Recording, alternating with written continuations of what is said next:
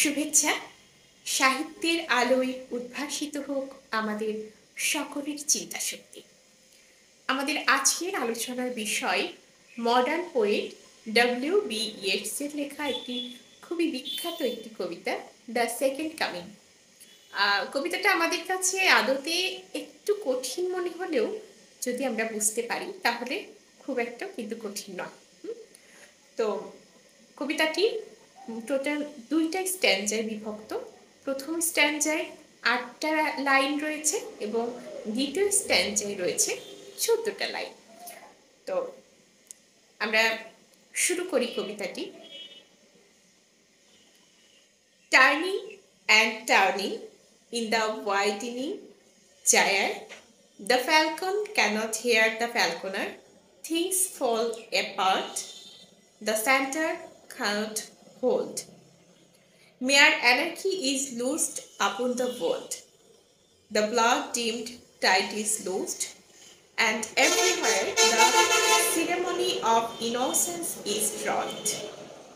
তো এখানে কি বলা হয়েছে যে একটা ফ্যালকন বাজ পাখি, সে একটা বলয়ের মধ্য দিয়ে ঘুরতে ঘুরতে, একটা বড় বৃহৎ বলয়ের মধ্য দিয়ে ঘুরতে ঘুরতে এমন একটা স্থানে গিয়ে পৌঁছেছে বা এতটা দূরে গিয়ে পৌঁছেছে যে সে কিন্তু তার মালিক অর্থাৎ দ্য ফ্যালকনার তাকে সে আর শুনতে পাচ্ছে না। অর্থাৎ যে তাকে কন্ট্রোল করে তার কথা সেই ফ্যালকনটা আর শুনতে পাচ্ছে না, সে এতটাই দূরে গিয়েছে। তো এখানে সিম্বলিক্যালি আসলে ফ্যালকনারকে নিয়ে আসা হয়েছে। মূলত এখানে কবি বোঝাতে চেয়েছেন যে যে প্রথম বিশ্বযুদ্ধের পরে যেই অরাজকতাপূর্ণ পরিস্থিতি, যে ক্যাওস, এগুলো বিরাজ করছিল স্পেশালি হচ্ছে যে ইংল্যান্ডে। তো সেই সময়টাতে হচ্ছে মানুষজন অর্থাৎ জনগণ তার গভর্নমেন্টের কথা শুনছিল না, বা গভর্নমেন্ট জনগণকে শাসন করতে পারছিল না, বা হচ্ছে অর্থাৎ এখানে আবার গভর্নমেন্টও বলা যায়, আবার ঈশ্বরও বলা যায়। অর্থাৎ আরেক অর্থে হচ্ছে ঈশ্বর মানুষকে কন্ট্রোল করতে পারছিল না, অর্থাৎ মানুষ হচ্ছে যে রিলিজিয়াস ফেথ হারিয়ে ফেলছিল এবং ঈশ্বরের বিশ্বাসটাও হারিয়ে ফেলছিল, এবং দ্য সেন্টার ক্যানট হোল্ড অর্থাৎ হচ্ছে ঈশ্বর অথবা গভর্নমেন্ট মানুষকে কন্ট্রোল করতে পারছে না। এটা এখানে সিম্বলিক্যালি এভাবে বোঝানো হচ্ছে ফ্যালকন এবং ফ্যালকনারকে দিয়ে। তো তারপর এই যে ইনোসেন্সটা, হ্যাঁ, সেরেমনি অফ ইনোসেন্স, এই ইনোসেন্সটা পৃথিবী থেকে অর্থাৎ ইংল্যান্ড থেকে হারিয়ে যাচ্ছিল। তো এই ইনোসেন্সটা মানে ইনোসেন্স যে যারা পালন করতো তারা এখন আর ওই মানে নিষ্পাপ কর্মগুলো আর করছে না আর কি। তো এখন কি হচ্ছে, the best lack of conviction while the worst are full of passionate intensity. মানুষ তাদের দৃঢ় বিশ্বাসটা কোথাও একটা হারিয়ে ফেলছিল, এবং যেই তখন সেই সময়টাতে যে ভালো কাজ তো হচ্ছিল না, অর্থাৎ বরং খারাপ কাজগুলো প্যাশনেটলি মানে মানুষ করছিল এবং খুবই তীব্রতার সাথে খারাপ কাজগুলো চলছিল। তো আমি যদি প্রথম স্ট্যান্ডাটা আবার একটু বলি, যে হচ্ছে মানুষ প্রথম বিশ্বযুদ্ধের পরে যেই অরাজকতাপূর্ণ পরিস্থিতিটা বিরাজ করছিল, তখন কিন্তু মানুষ সরকার অথবা ঈশ্বর, হ্যাঁ, যেটা ইচ্ছা ধরে নেওয়া যায়, সরকার অথবা ঈশ্বর মানুষ কারো কন্ট্রোলে ছিল না। হ্যাঁ, তারা মানুষের জনগণের প্রতি কন্ট্রোল হারিয়েছিল এবং ভীষণ একটা ক্যাওটিক পরিস্থিতি, একটা অ্যানার্কির টাইপ পরিস্থিতি তখন বিরাজ করছিল, এবং ভালো কাজের সংখ্যা কমে গিয়েছিল, হ্যাঁ, এবং খারাপ কাজের সংখ্যা খুব বেশি বেড়ে গিয়েছিল। তো এটাই আসলে এই পরিস্থিতিটাকেই কবি প্রথম স্ট্যান্ডায় বর্ণনা করেছে। এবার আমরা যদি দ্বিতীয় স্ট্যান্ডায় আসি, surely some revelation is at hand, surely the second coming is at hand. The second coming, hardly are those words out when a vast image out of spiritus mundi when a vast image out of spiritus mundi. এই spiritus mundi কথাটা কিন্তু ভীষণ important. Troubles my sight somewhere in sands of the desert, a shape with lion body and the head of a man.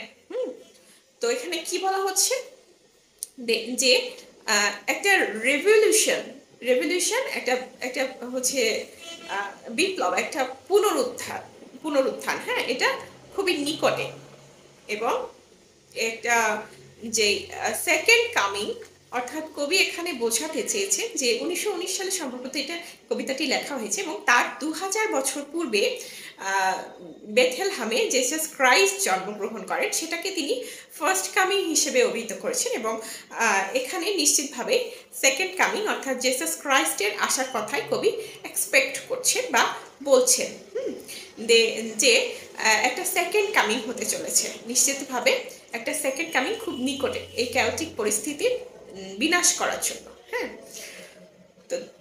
তো কবি এখানে একটা তিনি expect করছেন যে সেকেন্ড কামিংয়ে জেসাস ক্রাইস্ট আসবেন, এবং তার পরক্ষণেই তিনি একটি নাইট মেয়ার অর্থাৎ একটি দুঃস্বপ্ন দেখলেন, যেখানে কিনা জেসাস ক্রাইস্টের বদলে আসলো কি একটা বীচ, একটা রাফ বীচ আসলো, যাকে স্পিরিটাস মুন্ডি বলা হচ্ছে, এবং যার হচ্ছে যে মাথাটা দেখতে মানুষের মতো এবং তার শরীরটা দেখতে সিংহের মতো, একটা লায়নের মতো।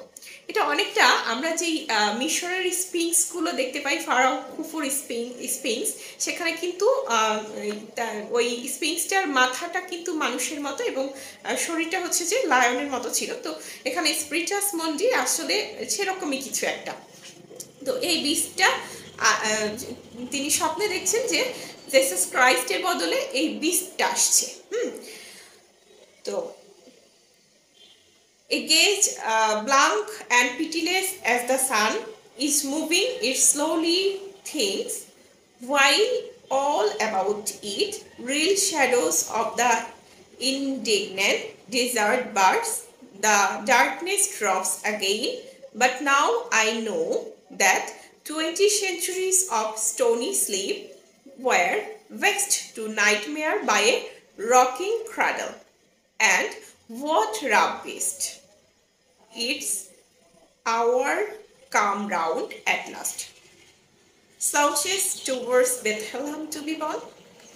এখানে কবি বলছেন যে এই যে স্পিরিটাস মুন্ডি, এটা হচ্ছে ওই আস্তে আস্তে মরুভূমির দিকে এগিয়ে আসছে, এবং এটার বডি লায়নের মতো এবং হেডটা হচ্ছে মানুষের মতো, এবং এটা দৃষ্টিটা হচ্ছে খুবই তীব্র এবং এই দৃষ্টিটা খুবই পিটিলেস, খুবই হচ্ছে মানে হচ্ছে খুবই ভয়াবহ একটা দৃষ্টি।